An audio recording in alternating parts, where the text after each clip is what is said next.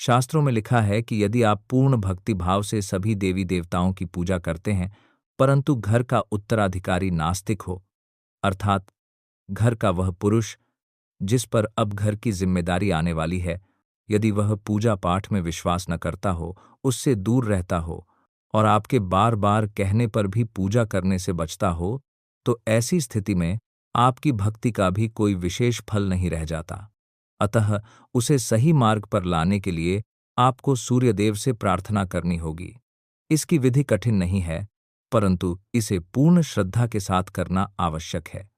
ध्यान रहे, यह केवल एक ही बार और केवल एक ही व्यक्ति पर की जा सकती है, इसलिए विशेष सावधानी आवश्यक है। समय का ध्यान अवश्य रखें। प्रातः 6 बजे। आपको प्रातः 6 बजे से पहले बिना बाल धोए स्नान करके सूर्यदेव को पूर्ण भक्ति भाव से जल अर्पित करना है, जिसमें से थोड़ा सा जल बचा लेना है। तत्पश्चात अपने घर में पूजा करनी है।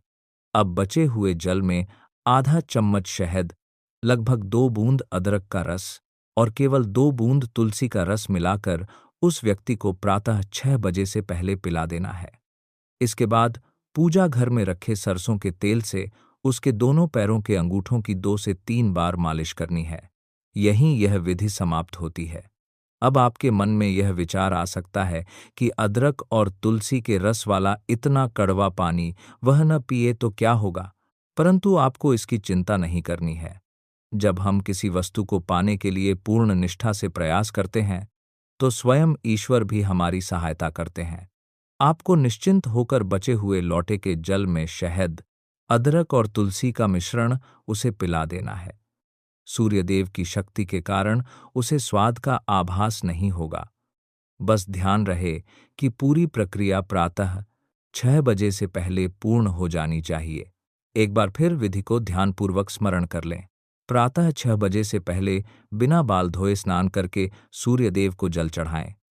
उसी लोटे में थोड़ा सा जल बचाकर उसमें आधा चम्मच शहद, लगभग 2 बूंद अदरक का रस और केवल 2 बूंद तुलसी का रस मिलाकर उसे पिला दें।